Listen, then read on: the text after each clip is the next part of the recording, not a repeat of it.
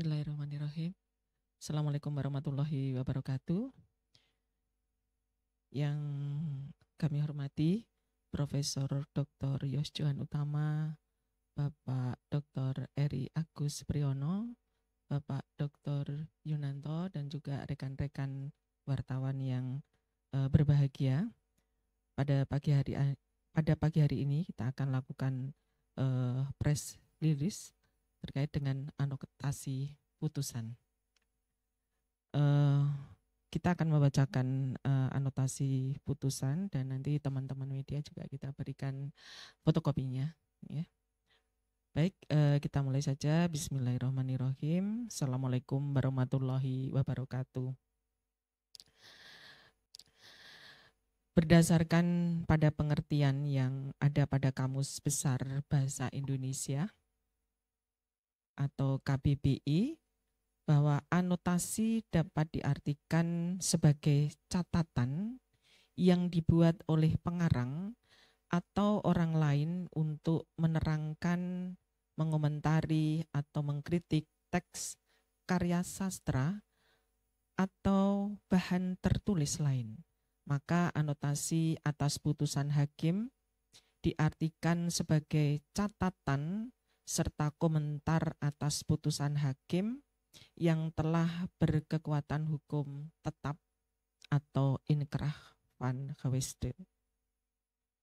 Pengajuan kajian akademik berupa anotasi atas putusan hakim yang telah inkrah semata-mata ditujukan untuk memberikan komentar, koreksi, serta saran kepada jajaran pengadilan agar dimanfaatkan sebagaimana semestinya, agar tidak terjadi kekeliruan, sehingga keadilan benar-benar dapat dirasakan oleh pencari keadilan atau justice seeker.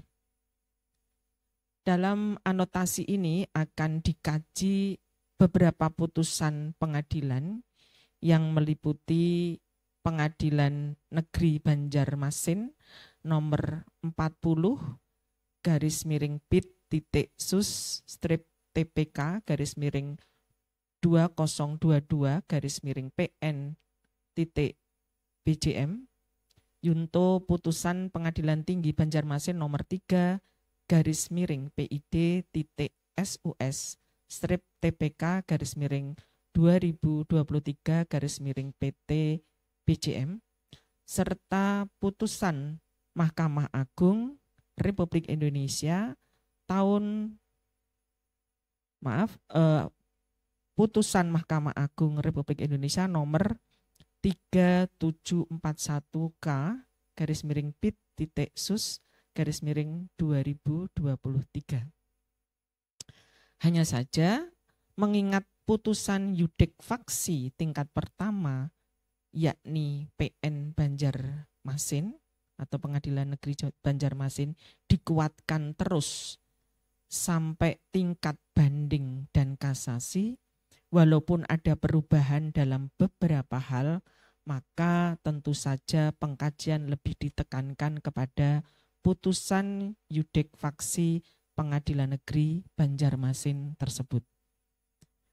Anotasi putusan akuo ini dilaksanakan, disusun dan ditulis berdasarkan kebebasan akademik oleh tim pengkaji putusan Fakultas Hukum Universitas Diponegoro yang terdiri 1. Profesor Dr. No Saraswati SHM pengkaji dari sisi hukum tata negara. Kemudian kedua, Profesor Dr. Yosjohan Utama SHM pengkaji dari sisi hukum administrasi negara dan juga hukum pidana. Ketiga, Dr. Yunanto SHM pengkaji dari sisi hukum perdata. Kemudian keempat, Dr. Eri Agus Priyono SHMSI pengkaji dari sisi hukum perdata. Semata-mata mengacu pada fakta persidangan dan pertimbangan hakim di dalam putusan 1, putusan Pengadilan Negeri nomor 40 garis miring PIT titik sus strip TPK /2022/PN-BJM. 2. Putusan PT nomor 3/Pitsus TPK /2023/PT-BJM. 3. Putusan MA nomor 3741 K/Pit.Sus /2023. 4. Putusan nomor 414/PDT-SUA/PKPU/2021/PN-Niaga.JKT.PST. 5. Beberapa referensi terkait.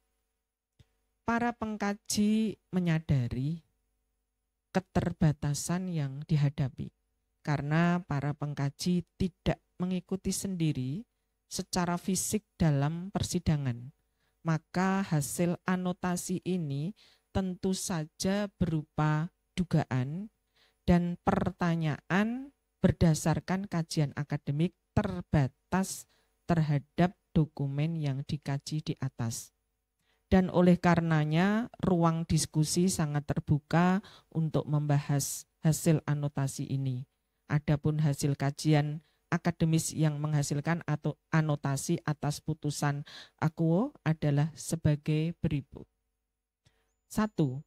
Terpidana Mardhani H. Maming dipidana baik pada putusan Pengadilan Negeri Banjarmasin nomor 40/TPK/2022/PN-BJM, putusan Pengadilan Tinggi Banjarmasin nomor 3/PID-TPK/2023/PT-BJM, putusan Mahkamah Agung RI nomor 3741 K/Pitsus/2023 karena dinyatakan terbukti bersalah melakukan tindak pidana korupsi. 2. Terpidana Mardhani H. Maming dipidana pada setiap tingkatan pengadilan diawali karena menerbitkan keputusan Bupati Tanah Bumbu nomor 296 tahun 2011 tentang persetujuan pelimpahan izin usaha pertambangan operasi produksi batubara PT Bangun Karya Pratama Lestari nomor 545/103/IUP OP-D.PE/2010 kepada PT Prolindo Cipta Nusantara (TB.09 Desember PR 34 tanggal 16 Mei 2011 yang dianggap melanggar ketentuan administrasi dan kemudian diikuti perbuatan di lapangan hukum keperdataan berupa transaksi keuangan yang diduga sebagai tindakan kamuflase suap kepadanya dan akhirnya dikonklusikan serta dikonstruksikan sebagai tindak pidana korupsi. 3. Tim pengkaji anotasi menemukan beberapa fakta dan pertanyaan dalam pertimbangan putusan yang diduga dapat menunjukkan bukti adanya dugaan kekhilafan hakim atau kekeliruan yang nyata dalam mengkonstruksikan, mempertimbangkan, dan menetapkan putusan sebagai berikut. A. Majelis Hakim Pidana diduga khilaf, dan keliru dalam menerapkan hukum karena ketentuan yang dijadikan dasar dituduhkan kepada terpidana yakni pasal 97 ayat 1 Undang-Undang 4 tahun 2009 tentang pertambangan mineral dan batubara adalah salah alamat. Karena larangan itu ditujukan hanya untuk pemegang IUP dan IUPK. Mengapa terpidana bukan sebagai pemegang IUP-IUPK dipersalahkan berdasar pasal itu? B. Majelis Hakim Pidana diduga khilaf dan keliru dalam menerapkan hukum ketentuan yang dituduhkan kepada terpidana yakni pasal 97 ayat 3 Undang-Undang Nomor 4 2009 tentang pertambangan mineral dan batu bara, hanya berlaku untuk pengalihan kepemilikan di Bursa Saham Indonesia sebagaimana diatur dalam pasal 93 ayat 2. Sementara dalam perkara akuo tidak ada kaitannya sama sekali dengan bursa saham. C. Majelis Hakim Pidana diduga khilaf atau keliru dalam menerapkan hukum untuk mengkonstruksikan adanya pelanggaran administrasi dalam penerbitan keputusan akuo. Karena fakta yuridis menunjukkan bukti bahwa terpidana selaku bupati dan sekaligus pejabat tata usaha negara mempunyai kewenangan atributif menerbitkan IUP dan IUPK sebagaimana diatur dalam pasal 37 ayat 1 Undang-Undang Nomor 4 Tahun 2009 tentang pertambangan mineral dan batu bara, serta kewenangan untuk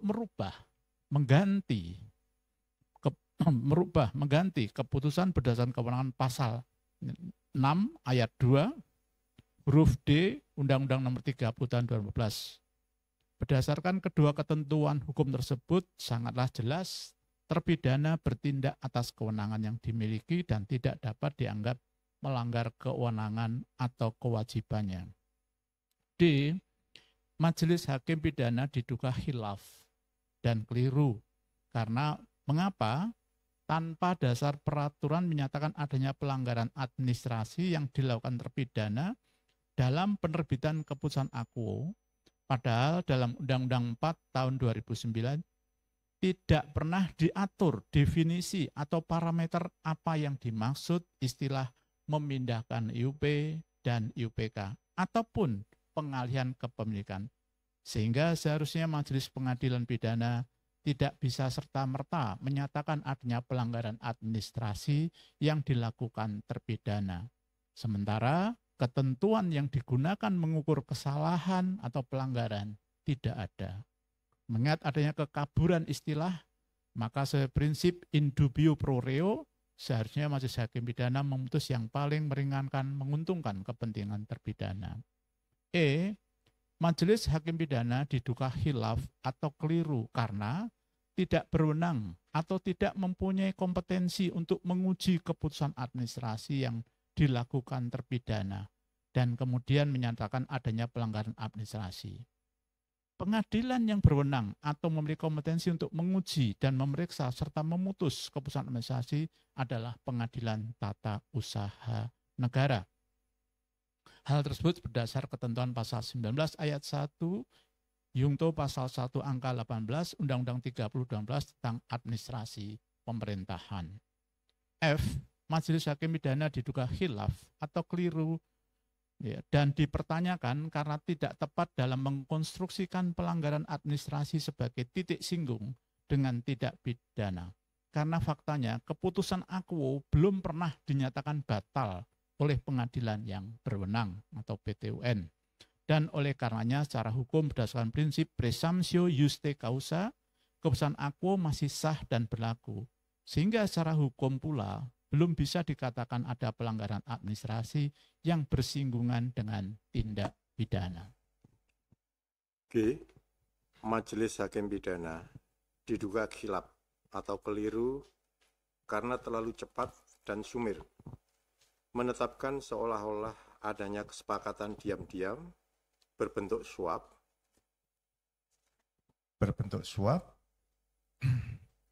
dengan menggunakan indikasi adanya transaksi bisnis di lapangan keperdataan.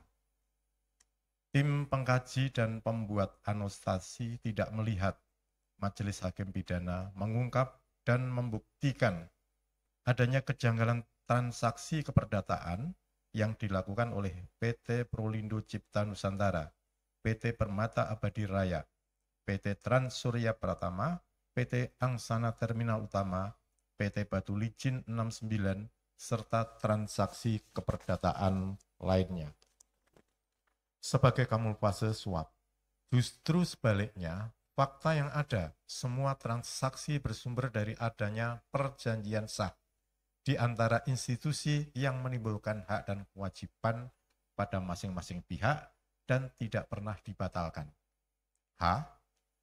Majelis hakim pidana diduga khilaf atau keliru karena terlalu sumir dan cepat mengkonstruksikan transaksi keperdataan yang terjadi PT Prolindo Cipta Nusantara, PT Permata Abadi Raya, PT Trans Surya Pratama, PT Angsana Terminal Utama, PT Batu Licin 69, serta transaksi keperdataan lainnya berkaitan dengan terpidana sebagai tindakan kamuflase suap, serta tidak mampu membuktikan adanya kejanggalan transaksi yang kemudian diindikasikan sebagai suap.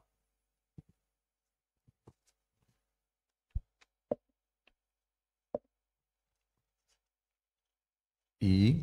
Secara pembuktian a contrario, andai benar konstruksi hukum yang dibangun Majelis Hakim Pidana tersebut yang menyatakan transaksi sebagai kamuflase suap, akan tetapi fakta menunjukkan bahwa justru telah disepakati adanya pernyataan release and discharge di antara perusahaan yang terlibat.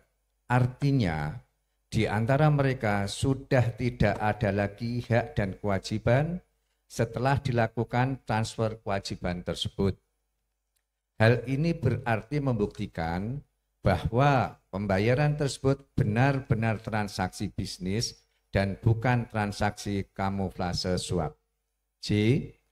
Majelis Hakim Pidana diduga khilaf atau keliru karena terlalu sumir dan cepat mengkonstruksikan transaksi di antara institusi dalam perkara akuo sebagai tindakan kamuflase suap. Karena perjanjian transaksi bisnis di antara institusi PT Prolindo Cipta Nusantara, PT Permata Abadi Raya, PT Trans Surya Pratama, PT Angsana Terminal Utama, PT Batu Licin 69, serta transaksi keperdataan lainnya berkait dengan terpidana, sebab dalam perkara ini perjanjian tersebut tidak pernah dinyatakan batal demi hukum, sehingga transaksi yang terjadi di antaranya harus dianggap sah dan berlaku sebagai ketentuan hukum keperdataan, dan sekaligus membantah dengan sendirinya dugaan kamuflase suap tersebut.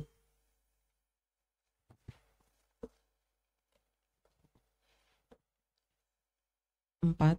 Bahwa dari serangkaian temuan yang didapat tim pengkaji akademik berupa anotasi putusan akuo cukup membuktikan secara akademis dugaan adanya kekhilafan hakim atau kekeliruan yang nyata yang dilakukan Majelis Hakim Pidana dalam mengkonstruksikan, mempertimbangkan, dan memutuskan perkara akuo.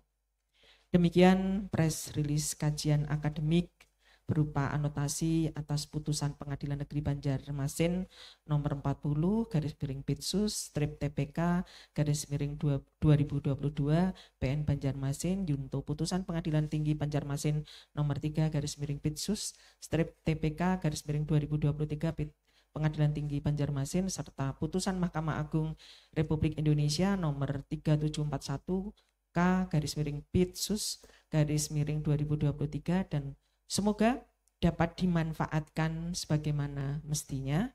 Para pengkaji mohon maaf apabila terdapat hal-hal yang kurang berkenan kepada siapapun, baik dalam cara dan hasil kajian akademik berupa anotasi putusan akuo, serta membuka ruang diskusi untuk menyempurnakan anotasi putusan tersebut. Demikian, terima kasih. Wassalamualaikum warahmatullahi wabarakatuh.